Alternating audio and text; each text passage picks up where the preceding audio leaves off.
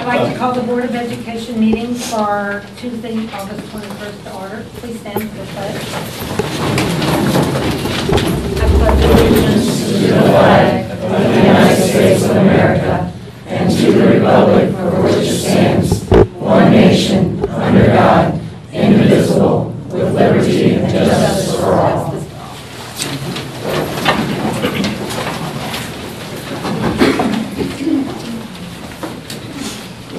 First on the agenda is tax rate hearing. Thank you. I bring you information from the 2000 tax rate hearing tonight. So I'm going to go through some history so you understand what's coming in our near future and what I feel I have to position and prepare us for. I will start with the assessed valuation as normal has increased this year a little bit. But new construction improvements was only $5 million compared to 2017-18 when it was $14 million. So new construction improvements was down slightly. I need to also, in setting the tax rate, I want to talk to you about Wholesome. If you remember back in the early 2000s, Wholesome had the discussions and there were people who stood very strongly against and for the company coming. At that time, the district was supportive of Wholesome coming, and we have had a great partnership with Wholesome. They have made great improvements here. They put the sidewalk down to the path from the middle school. They put that nice covered bridge at St. John Elementary. They've done great things for us. We have a great partnership. But when Wholesome came, they established a Chapter 100, which is basically a tax abatement for a while. And as part of that agreement, they created an in lieu of tax payment. And that payment began in 2010. And so all the taxing entities get a portion of money from Wholesome every year. Well, that Chapter 100 runs out in January of 2020. So Wholesome will make a decision at that point. They'll either pay their taxes or they'll protest their taxes. And when they protest their taxes, we will no longer get a payment of any kind during that protest period. So what I'm going to work over the next 2 years to do, and I had this same discussion with all of our teachers on that Friday PD day, August 10th. We're going to start tightening the purse strings. We have to start positioning the district to withstand Wholesome protesting, like I said earlier. So my whole goal in doing this is to make sure that we can continue to provide our students with a quality education. We don't want to cut programs, we don't want to cut teaching positions, but I have to start looking to the future. Part of that Wholesome in lieu of tax payment, and there is a handout in your papers for the board members. You see the tax payments there. Part of that money from Wholesome has been used to cover the debt service payments. That has allowed the district to maintain the 26 debt service for, 33 years. That 26 cents was set in the 84-85 school year. And so for 33 years, with the in lieu of tax money, we've been able to maintain 26 cents. I will also point out, if you look at the next document, it's got green and white on it, that the district has been able to, since 2014-15, we have been able to lower the tax rate every year after that year. I know the previous superintendents worked hard to ensure the taxpayers weren't burdened with a high tax rate, and that's what I'm going to try to do in my future. Again, looking at more data behind that, I have a debt service tax levy history, and we went back to 1982 and tried to find as much data as we could to see how many times we rolled back the tax rate. Some of the information we just couldn't find in the documents. And then the next item you have is tax rate information. It's 3 years. I had planned to do 5 years, but I didn't have enough time to do the last 2, so I will work on that and get that to you. But as you'll see as you look through there, I basically took all of the school districts in the state of Missouri and focused on the school districts around us. So school districts from Windsor to Marquand to Fox. I have North County, Kingston, Jackson, Cape, Perryville. And as you look through those 3 years of data, you'll see that our tax rate compared to our surrounding districts is very small. Actually, in 2017-18, of the districts that I looked at, we were the second smallest tax rate in this area.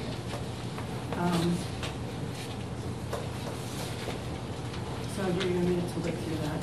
The only district in 2017 that was lower than St. Genevieve was Potosi.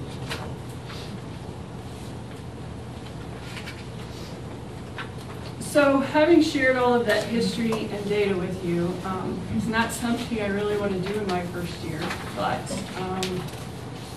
I am proposing tonight that we, in the general fund, we decrease it by just a little bit. It's 0.0002, and set the general fund tax rate at 1.839, and you'll see that in your board packet. That's the legal notice. I am proposing that we leave the special revenue fund at 1.18. I am proposing that we increase the debt service to 44 cents. We have to do this in order to make our debt service payment in January of 2020. If I don't increase this, we are not going to be able to make that payment in January 2020 by $1 million. So it's a significant amount that I have to try to cover. And I am proposing that we keep the capital projects fund at 0. So that would set a tax rate of $3.4590. So basically $3.46. So I know I've looked at this for a long time and tried to figure out how to avoid doing this. And one of the things that I kept coming back to is, personally, how's this going to impact my taxes? What's the difference going to be? So I did work with the school district's financial company, LJ Hart, and I provided this as everybody came in. It has blue, orange, purple, yellow, green on it. They provided me with this document so you can kind of look at it and see where you fall. But basically, this is just an 18-cent increase, which is what I am proposing tonight.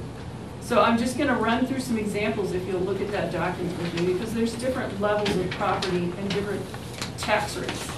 So if you have residential property that is valued at $200, the increase would be $68.40. I'm going to jump to personal property, which is the orange.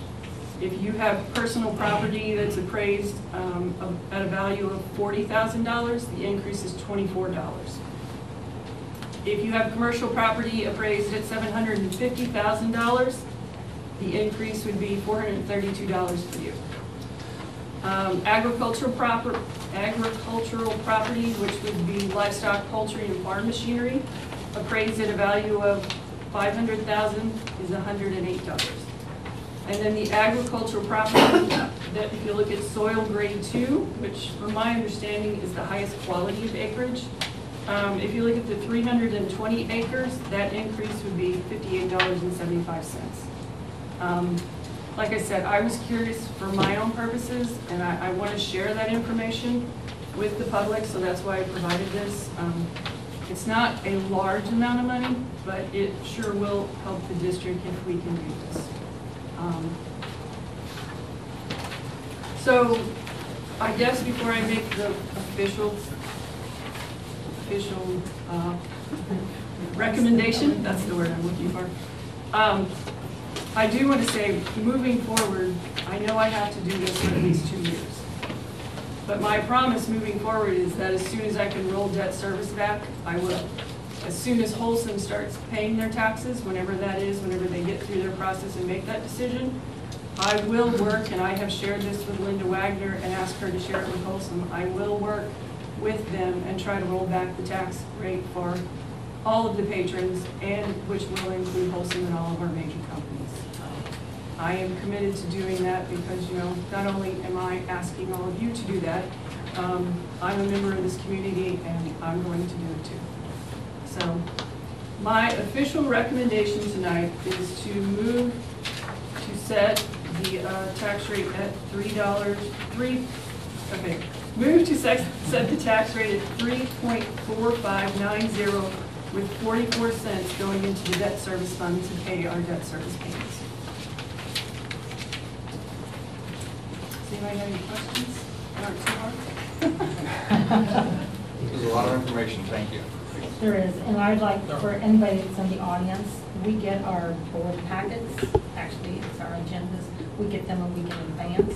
So if there are anything that we need to know, or the questions we have to ask, we always get hold of them first. So if we don't ask a whole lot of questions in here about some of the stuff, we've already asked and they've already told us. Dr. Klee, I just want to, we've rolled back the debt service levy for 33 years.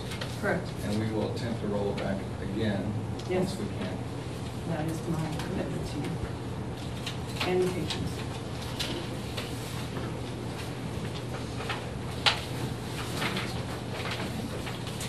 Then we have the motion.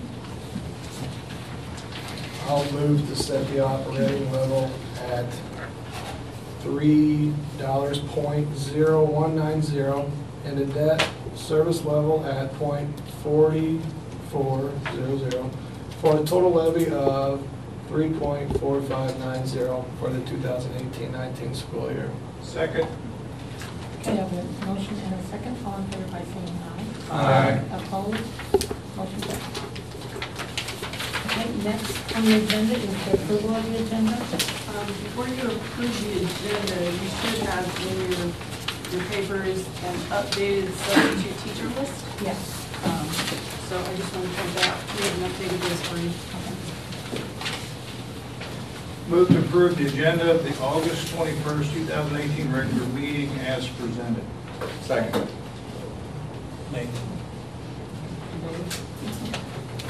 Okay, I have a motion and a second. All in favor by saying aye. Aye. Opposed? Motion carries.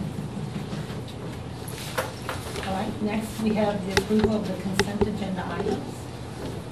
Move to approve the consent agenda items as presented. Second. Okay, I have a motion and a second. All in favor by saying aye. Aye. Opposed? Motion carries. Everything done? Yes.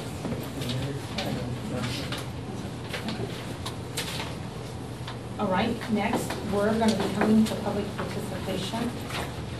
And let me go over a few things. I know, I have hardly seen any of you at our board meeting, so I know that you're part, and that's fine.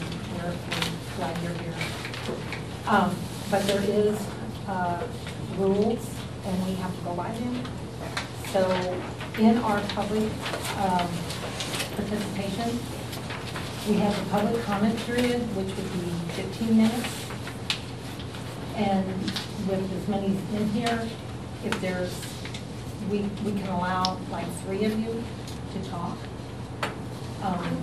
But we all know that you're here for Beth and to support her, and that's fine.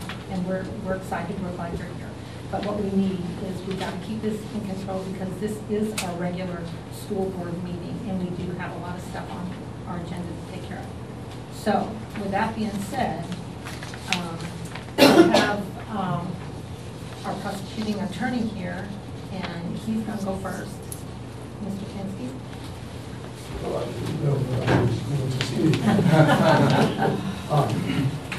I'm here as a prosecuting attorney. I am not here to represent the school board or say anything about the school board. I brought with me a copy of the charges that have been lodged by myself, my office, against Beth Kiesler. I don't know, and maybe the school board attorney knows, whether these charges have any real connection with the school board's proceeding. My understanding of the law is I could drop the charges, you could proceed, I could proceed full throttle with the charges, and you could decide that you are not going to discipline Ms. Kiesler at all. But I am aware of certain postings indicating that there are no charges against Beth Kiesler, and I don't know if that's confusion about what is meant by charges. There have been charges against Ms. Kiesler. Those charges have remained the same since they initially were brought. The next court date, and The charges are not evidence that she is guilty of anything. My office, which is fancy for saying myself, have brought charges against her. But I make mistakes. But I saw fit to bring charges against her, and I see fit to continue with those charges. Her next court date is August 29th, and that is to set what is called a preliminary hearing. And that is a hearing where a judge will decide whether there is probable cause to proceed against her, whether we have established probable cause to believe that she is guilty of a felony offense. If the judge does that, then the case goes up to a higher court, and proceedings will take place from there, possibly leading to a jury trial or whatever disposition there is. So that's really all that I have to say, and like I started with, I don't know that this really has much to do with the school board's proceeding, but I do want to at least tell you that that's where the criminal process stands right now. Okay, and then I will, as far as the school board, the hearing that we were supposed to have had on Thursday had only to do with, did she violate any of the, our laws by the school board? Did she violate any of those? And that is what we were doing. It had nothing to do with anything else. And I want you all to know this. I wasn't going to say this. I'm not even sure if I'm allowed to say it. But there isn't one of us up here that deserved that text that went out. And I was sick when I seen it. We work hard as a board. And that administration that we have now is probably one of the best we've ever had. And if you think that we enjoy this, you're wrong. We don't even want to be here for this. We have to. So when we have that hearing, has nothing to, it's what, did she violate any of the school board policy? Did she violate the school board policy?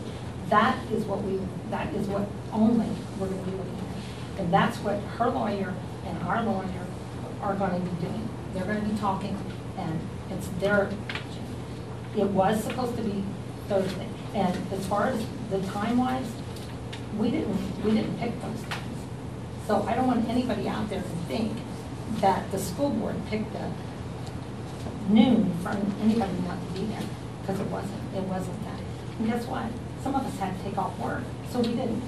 You know, it wasn't that we wanted to do this. So we just wanted you to know this, and we're going to let you speak because we want to hear what you have to say. But we just want you to know that we, as a district, are doing whatever we can for the kids, for your kids. And think about that. Look at what we have here. Look at the curriculums. Look at other schools are coming to us telling us that they wish they could be like us. That's not done overnight. It is done years. It takes years for that to happen.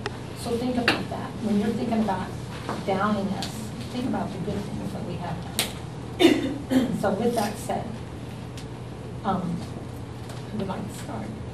Is there any one person that has more to say? I mean, I'm here to let you talk.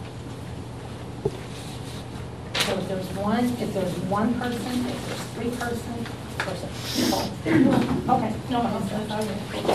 Okay, my name is Jill Bakovich.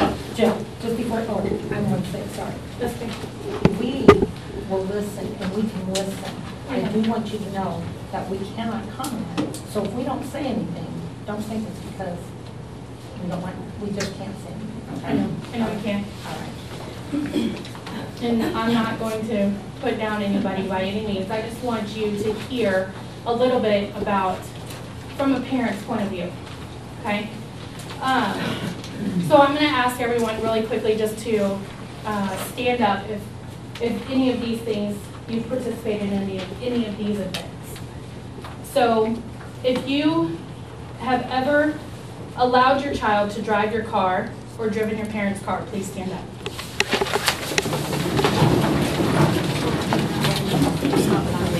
If you have ever given your child a hug or received a hug from your parent, please stand up. If you have ever driven, or I'm sorry, if you have ever told your child that you love them, or have ever been told that you've been loved by a parent, please stand up. As I suspected, pretty much everybody in the room, so please have a seat. One might say that this is good parenting.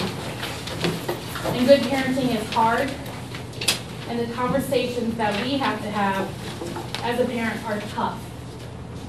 All right, I'm gonna have to look at my paper, because otherwise I will lose my spot, okay, so I'm sorry. The tough conversations are the hardest, and the best of the parents fight through the awkwardness and pass the I'm your friend and to I'm your parent first. As a board member and administration, you approve curriculum, budgets, you send papers to our homes, encouraging conversations. You encourage lesson plans about grooming and internet safety awareness. You encourage, but I don't hear a whole lot of conversations or papers being sent home about building a child's confidence during their teenage years, which tends to be the absolute hardest years. Raise your hand if you ever want to repeat being a young teenager again. Do that twice. Well, you're one of the few. One of the reasons that my family and I moved to St. John 6 years ago is because of the school district. I did a lot of research on schools, and I wanted a great school system that had still that small hometown feeling. St. John is it. They're a great school system. The teachers are phenomenal. They go above and beyond. I mean, I've had teachers in elementary and middle school. I haven't had high school yet, so I can't vouch for them, but I'm sure they're amazing too. However, I feel like the gossip and the way that this situation has been handled has not been handled appropriately at any level.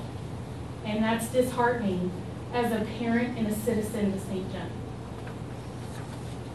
I think that I understand that everyone has a part to play, and you have a job that you have to do yourself. And I don't pretend to know that it's easy. I know it's not. And you have hard decisions to make, right? We all do as being an adult. But I don't think getting to play judge and jury and deliver a verdict on someone's fate before she has been found guilty on these allegations is right. I feel like that is removing someone's due process, and that's unconstitutional and it's unforgiving. Beth is an amazing educator. Last year, my daughter went into 6th grade, and she had a very hard time. And Beth knew us from my child playing ball and our girls being friends together. And when the teachers met and they said, oh, this girl, she's having a problem, she's failing 2 of her classes, Beth said, have you reached out to the mom? Because I know that mom, and that will not fly. Those teachers reached out to me instantly. We got a game plan, and my daughter finished 6th grade with A's. She had 1 B. She wanted to make sure I told you that. I'm not sure that those teachers would have done that had Beth not said, reach out to her. Beth is an amazing educator. She cares about every single child. She would probably adopt every single child that she could. Don't make the mistake of taking out amazing educator because of some allegations that are false. So I ask you as a parent, a friend, and a citizen of this town to think about being a parent and having a tough conversation that you've had to have with your child, to remember what it's like to be a young person trying to find their way in this life, and that not all teenagers tell the truth. Now, I know you can't answer questions, but I am going to leave you with these questions. Why? Why? Why a public hearing? Why are we putting families through this? Why is our town being dragged through the mud on something that, why did we have a teacher who was had similar allegations last year, but he's back at school this year and he never went through any of it, any of the same situations. Would you put your family through this or the same series of events? These are all questions that I'm going to ask you to ask yourself before you make that final decision. Thank you.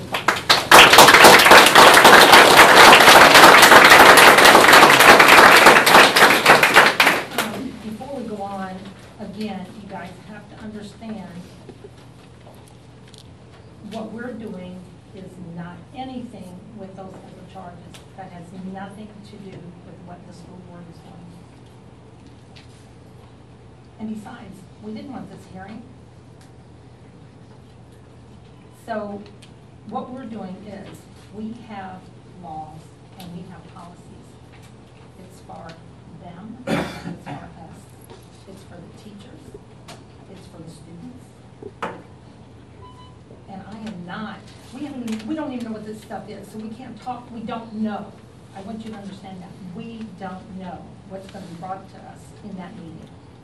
But what we want you to know is that we are going to listen. We're going to listen to both. She's got a lawyer, and we have a lawyer. They are going to be in there. They're going to be helping us. They're going to be telling us what's going on, who's doing this, and whatever. So I want you all to know and keep this in mind. Yes, we want to hear these, and we will keep that stuff in mind. But the two issues are completely different. That is one is one thing, and what we're doing is, did she violate board policy? So remember that. I'm not saying, because we don't know what it was. I'm not saying that, but I just want you guys to understand that that's what it is. Is there a place to get a copy of the board policy?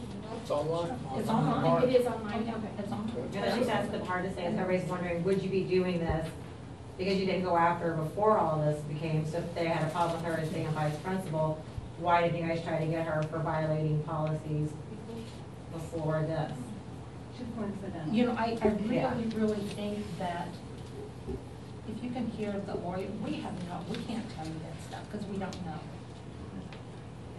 But all the people that are going online and saying all this stuff has no clue of what they're saying because they don't know what's really going on. And I'm trying to say this in just a common, nice way to say it.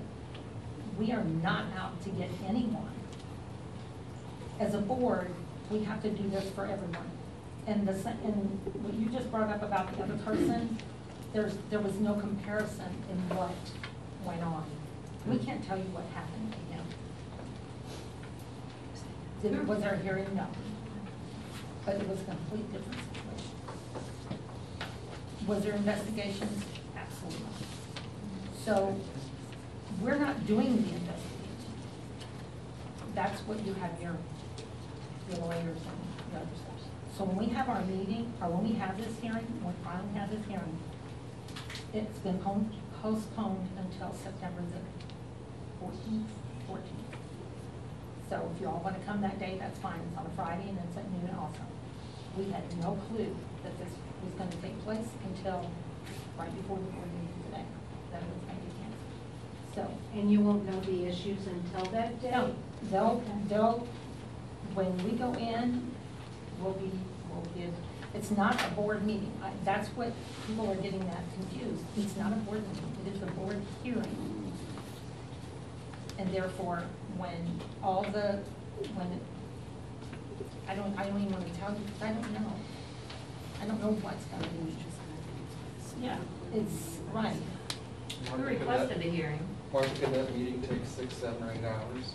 Oh, absolutely. So would it be prudent to have it at noon versus 6 o'clock at night? Oh, absolutely. Yeah. We Would it be requested better a at hearing. 6 so the teachers could attend? Well, see, we're not picking, it's not us. Who is picking the time? The lawyers, both lawyers. So it's not just our lawyer, it's both lawyers. Am I right? Both lawyers. So, anyway, I'm so sorry I didn't want to get on. I just wanted you guys, when you talk, not, that's are two complete different things. Ours is for the policy and what, you know, just go online and read that, and it'll do a lot of explaining. I'm sorry, didn't mean to get on a rampage, but if anybody else. Yes. Could you ask her that question again so she could speak instead of nod her head for the record? The question of who scheduled the meeting? Oh, actually, it was our lawyers that scheduled this meeting. Yes. Our both lawyers. The school district attorney recommended 12. Today, at the hearing in the courthouse, the judge made that recommendation from what I'm being told, and the attorneys agreed to it. Okay. That's what I was told. Today? Today.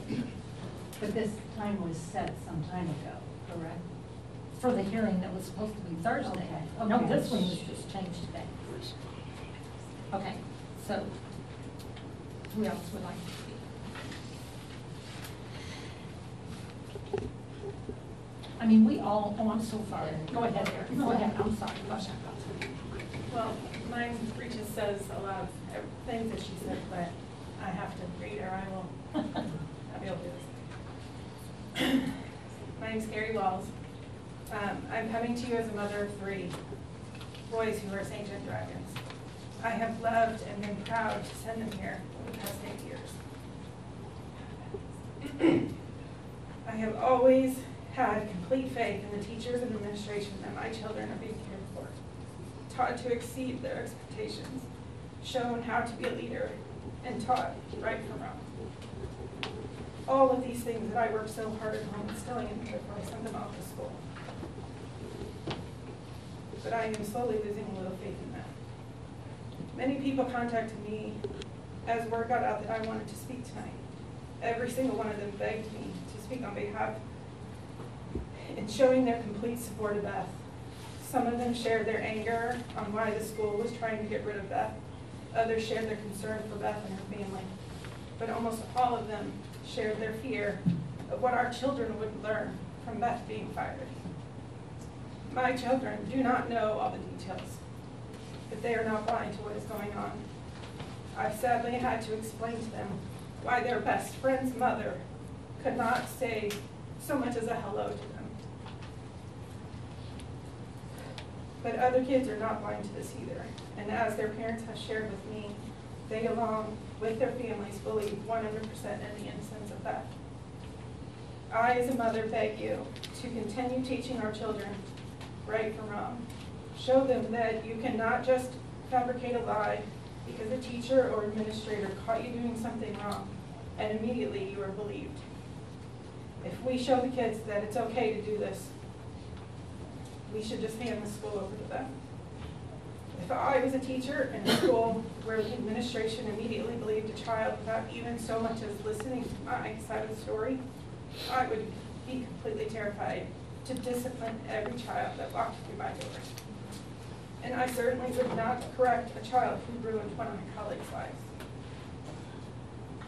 My boys are very well-behaved kids, but I do not want them in a school that has teachers afraid to teach all of the kids what is appropriate, how to be respectful, that they are always accountable for their actions, and that it is not okay to lie. I cannot fathom sending my kids to a school where even some kids think that they have all the control. But I'm afraid that's what's going to, but I'm afraid that is what you will be giving them if you choose to fire Beth before she ever has a fair trial. And that brings me to the next point, that I have heard that as a school board, your job is to only look at the facts and decide that if she is guilty or not. And now I know it's not because of the criminal thing, but if you were to be her jury, juries are supposed to be picked to be impartial, but how can you possibly be impartial when you too have heard all of the rumors, all the speculations, all the conspiracy theories, and all the lies that have been floated around for several months? I talked to you as a mother, a community member, a voter, and now as a friend to Beth. How can you possibly sort through all of the muck and fairly determine her fate? How is that fair? It's not. I beg you to do the right thing for Beth, for this school, but especially for our kids. Let the courts handle this. Let them determine her fate. Let them be your jury.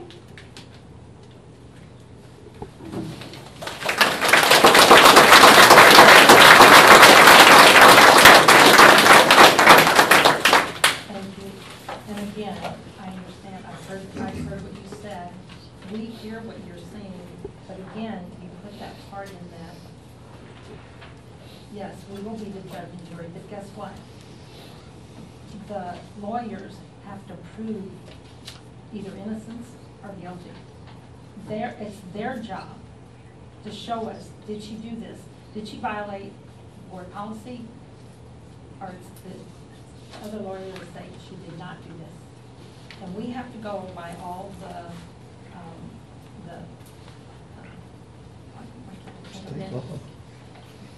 evidence, yes. What can it be?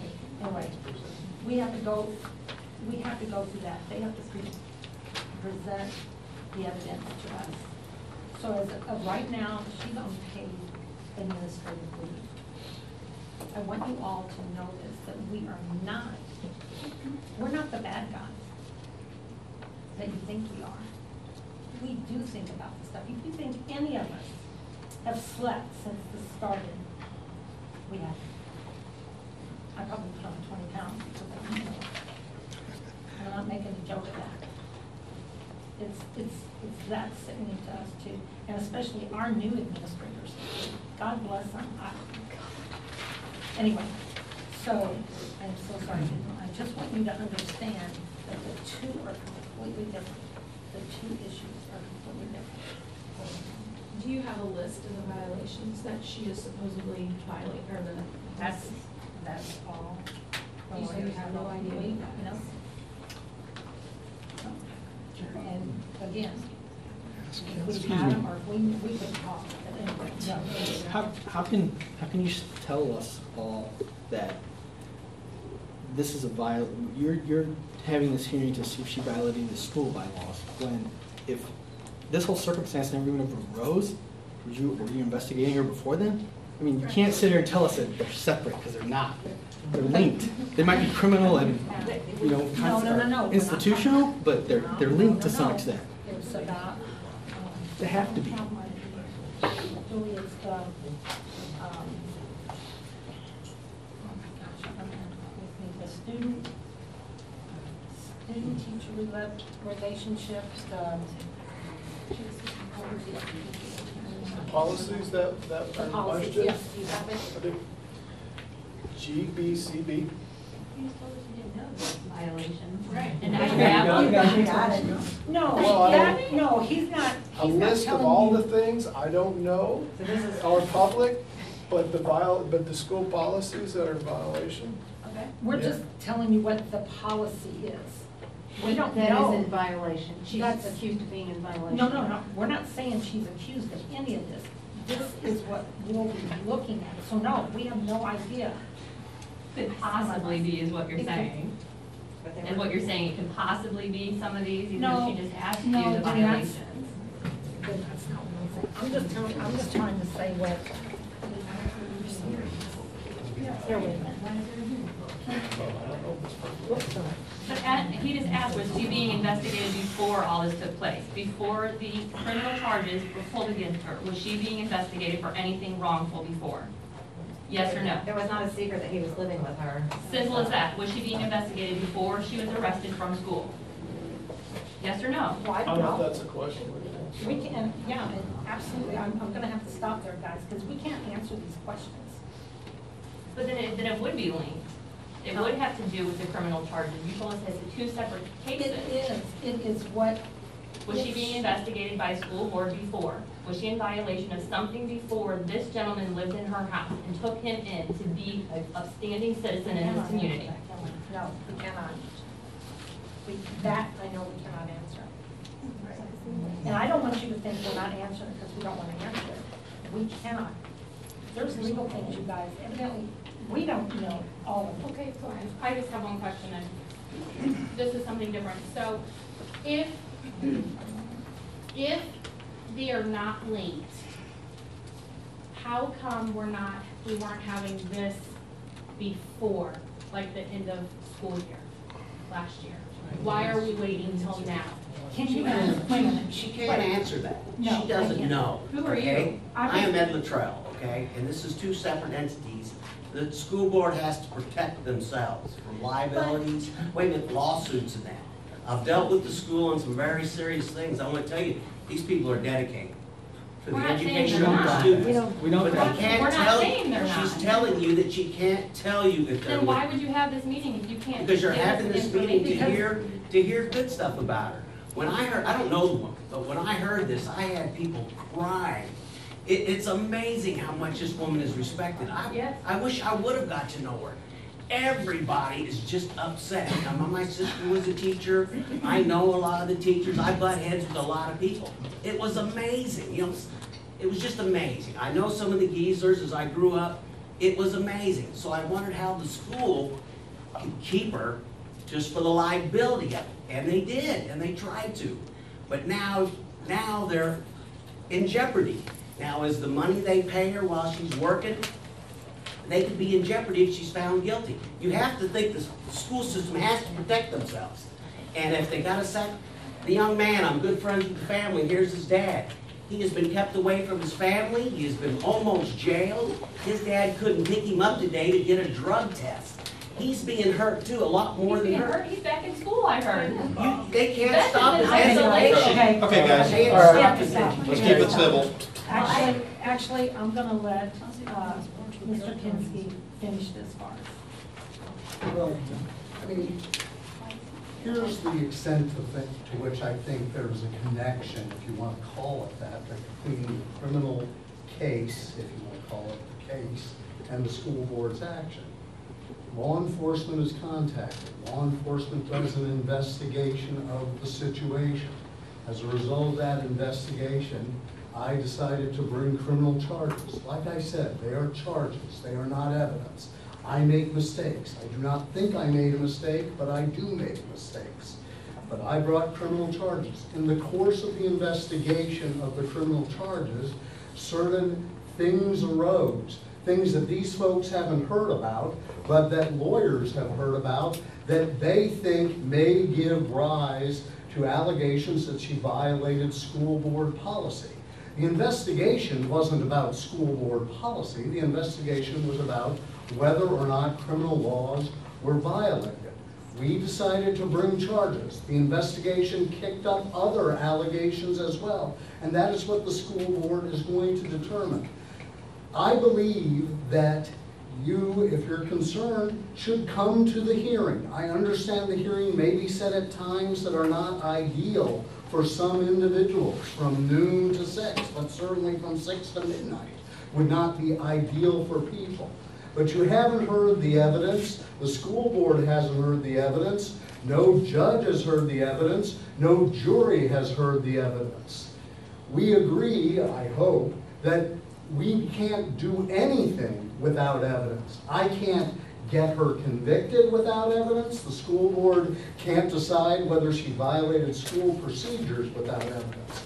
But the connection is basically that the investigation raised enough that some lawyers decided to proceed before the school board, and that this prosecutor decided to bring criminal charges. But this prosecutor is a human being who makes mistakes. I have brought charges against individuals who were found not guilty.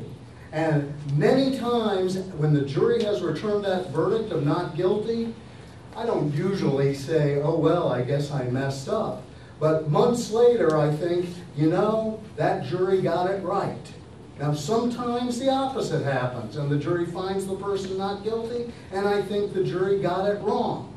But the criminal case and the school board proceeding should be determined on evidence. The criminal case should be determined on the evidence and the criminal law, and the school board case should be determined on the evidence and the school board rules.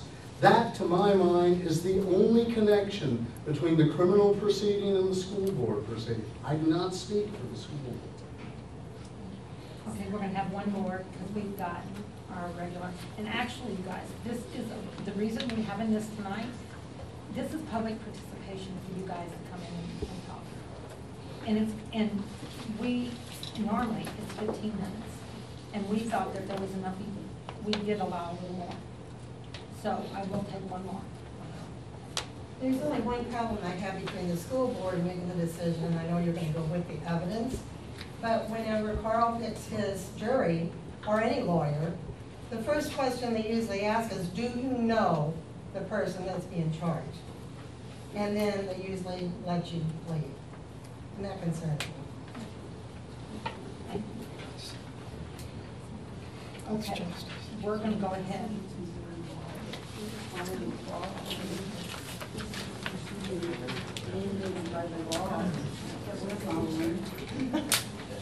And I have one more question. This is just about the school board proceeding. So I think in any job, bylaws are pretty strict, and most people who work in that, you can be found of violating something in the HR department.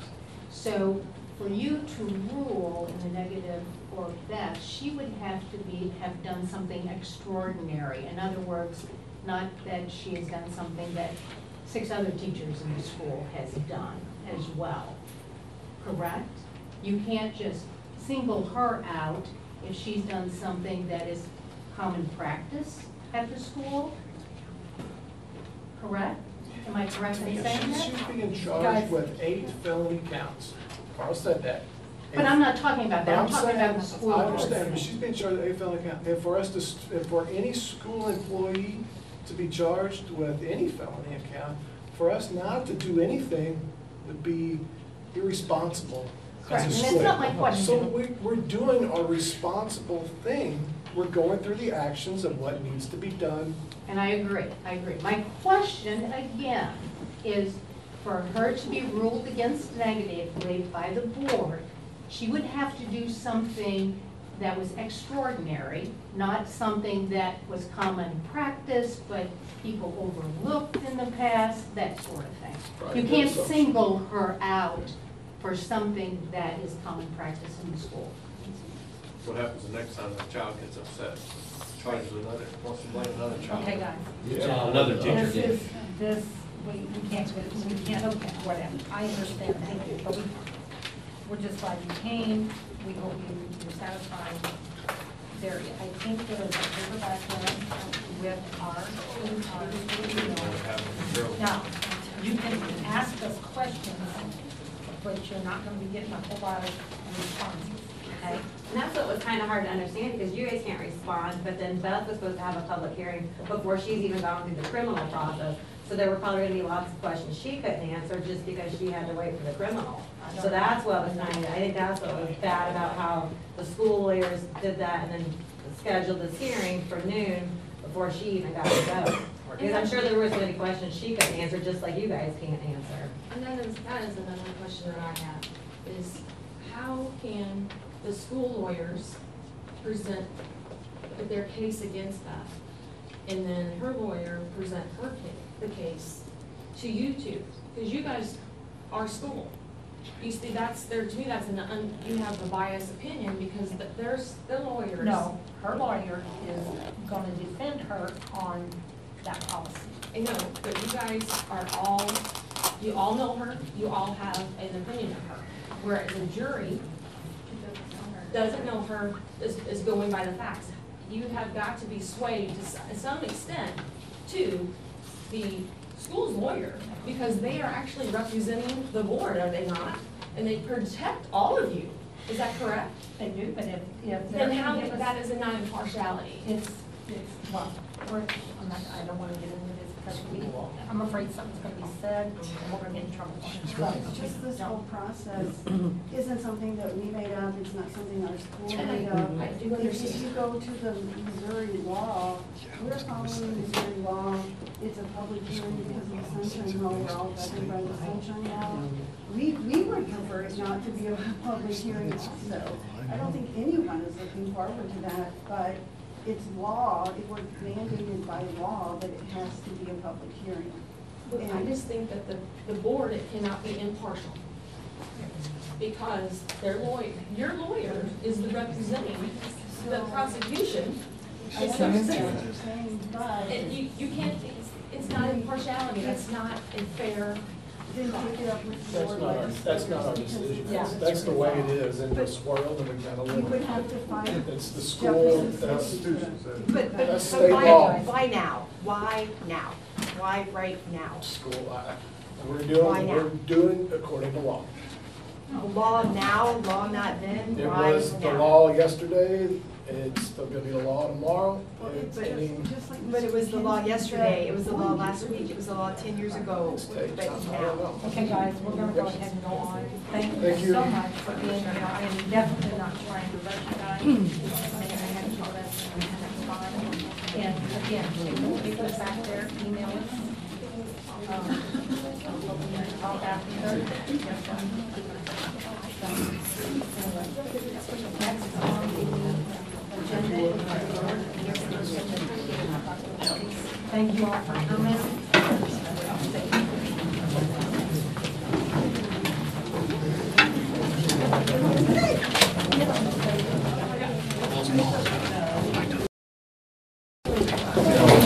Elementary had 562, the middle school had 400, and the high school had 624, which puts us around 1,900 students approximately. So that is up 50 students from last year, but we always wait till around Labor Day because some of them seem to move about that time. That's K through 12, right? And pre-K. Pre-K. Yeah, I went ahead and counted pre-K because it seems to be growing. They're good solid numbers. I'm sure as you've been around the buildings, you've noticed everything seems to sparkle and shine, especially the floors right now. As you see, our maintenance, housekeeping, and our technology people, I'm going to add them even though they're not on the agenda. Please make sure to thank them for all their hard work this summer. They really did a great job getting the school, fixed back up and cleaned really well and ready for the start of the school year. So they did an outstanding job.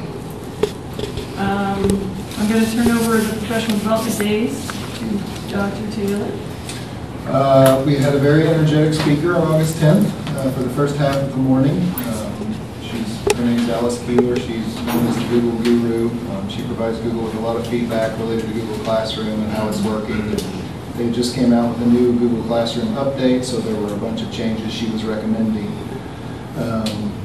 We were also able to bring our paraprofessionals, teaching assistants and aides in and provide them with some training as well as Alice training.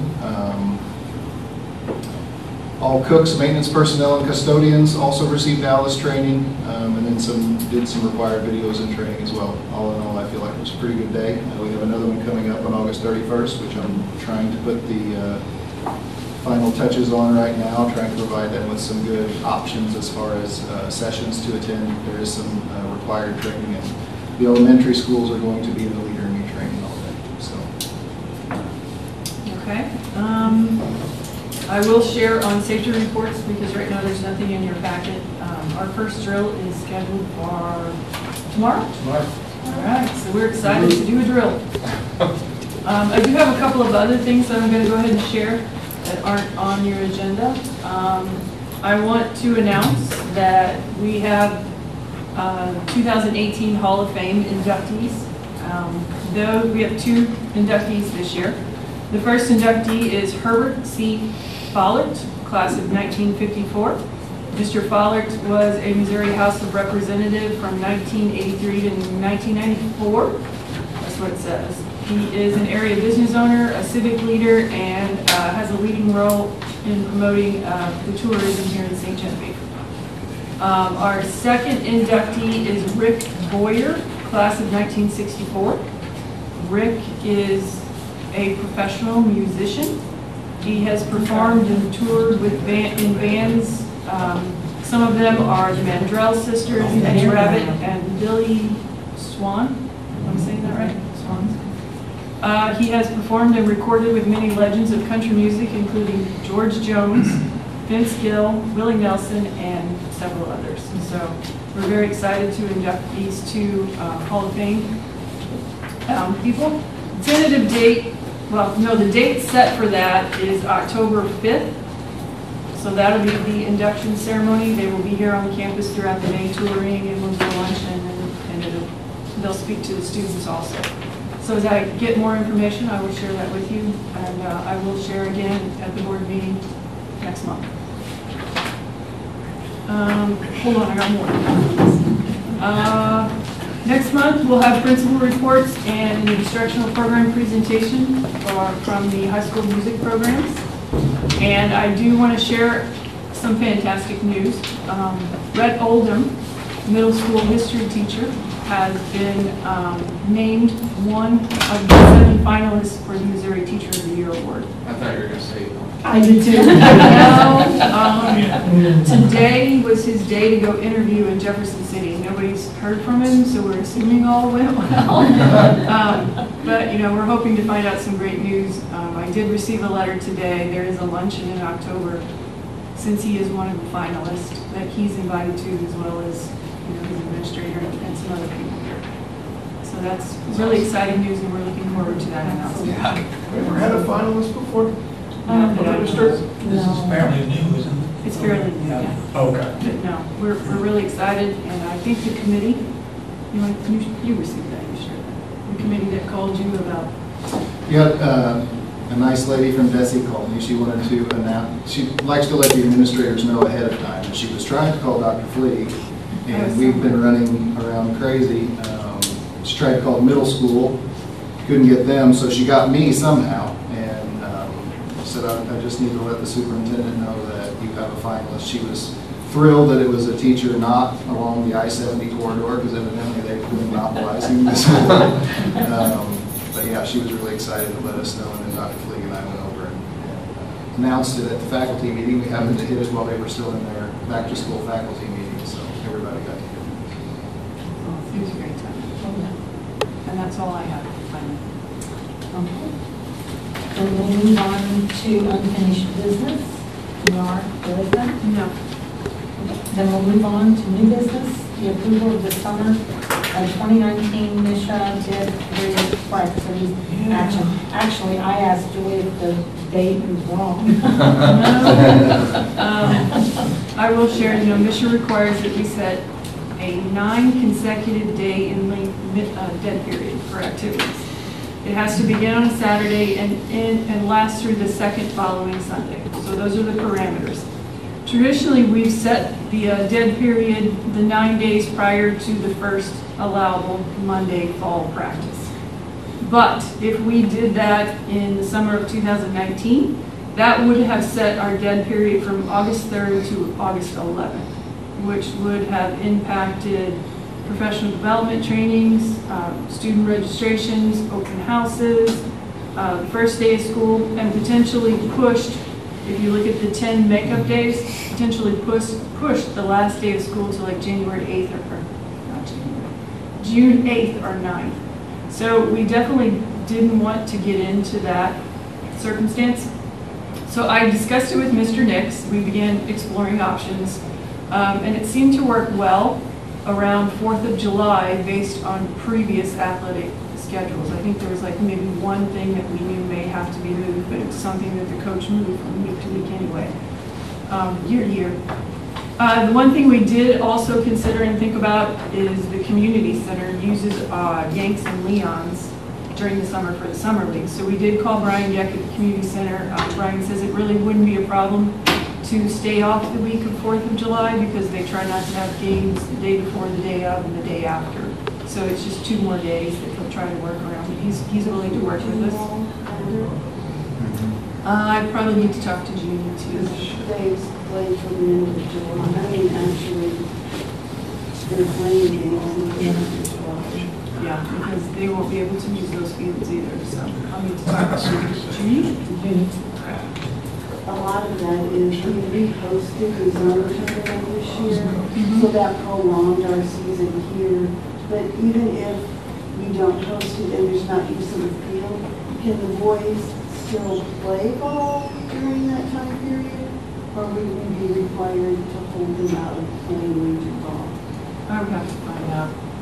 I think that it's not going to be an issue for Chad because hopefully he's graduating. But, or it would be a concern of Oh, yes.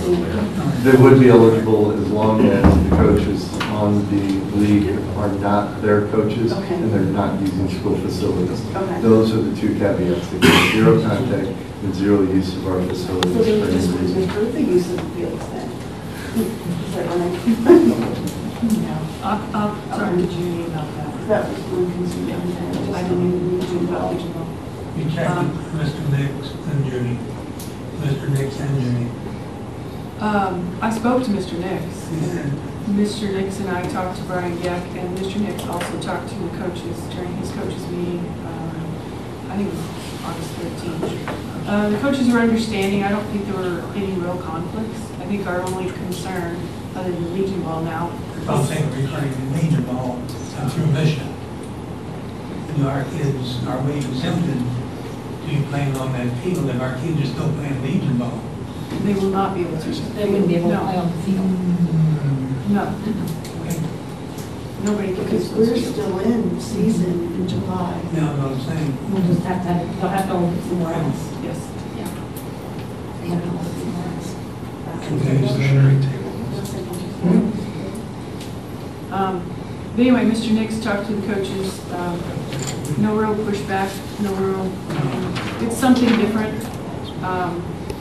Our only concern other than Legion Ball now is summer school, because depending on when we get out of school from our makeup days, like this year we went through the week of 4th of July and finished summer school that week. So Cody Schwint was already emailed, he's one of the teachers, so Paul, myself, Cody, and Chris who teaches the English will get together and brainstorm, and I'm sure we'll have Mr. Haney, because he likes to problem solve. But we'll come up with some type of solution to work through that. So our recommendation, Mr. Nix and my recommendation tonight is to set the 2019 Mission Dead Period for activities for Saturday, June 29th through Sunday, July 7th, 2019. So moved. Second. Motion and a second, all in favor by saying aye. Aye. Opposed? Motion carries.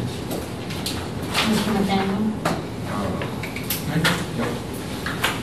I move that the Board of Education hold a closed meeting with a closed record, closed vote following the regular open meeting on September 18, 2018, to be held up in the R.D. Thomas Library, 715 Washington Street, St. Genevieve, Missouri, for the purpose of discussing and voting upon the following items of business: legal action, causes of action, or litigation; lease, purchase, or sale of real estate; hiring, firing, disciplining, or promoting particular employees; proceedings involving the mental or physical health of identifiable individuals; scholastic probation, expulsion, or graduation of identifiable individuals; testing and examination materials; welfare cases of identifiable individuals; preparation or negotiation with employee groups; software codes for electronic data processing and documentation thereof; specifications for competitive bidding until approved or published; sealed bids and related documents until the bids are open; sealed proposals and related documents until all proposals are rejected, or any documents related to a negotiated contract until the contract is executed; individually identifiable personnel records, performance ratings, or records pertaining to employees or applicants for employment; records protected from disclosure by law; scientific and technological innovations in which the owner has proprietary interests; records relating to municipal hotlines established for the reporting of abuse and wrongdoing; confidential privileged communication with an auditor; operational guidelines, policies, and specific response plans for preventing or responding to a critical incident; existing or proposed security systems and structural plans of district property; the portion of a record that identifies security systems or access codes; records that identify unauthorized access to or unlawful disruption of configuration of components or the operation of computer, computer system, computer network, or telecommunication network; credit card numbers, personal identification numbers, digital certificates, physical and virtual keys, access codes, or authorization codes are used to protect electronic transactions. I further move that notice of this meeting and its tentative agenda be posted as required by law. Second. Have a motion and a second. Roll call. Harry Potter? Yes. David Bova? Yes. Don Hook? Yes. Jim Kirchner? Yes. Karen McDaniel, yes. Martha Reesinger? Rick Rudolph? Yes. Motion carried 7-0. Move to go to a closed session with a closed record and closed vote after a short break. Second.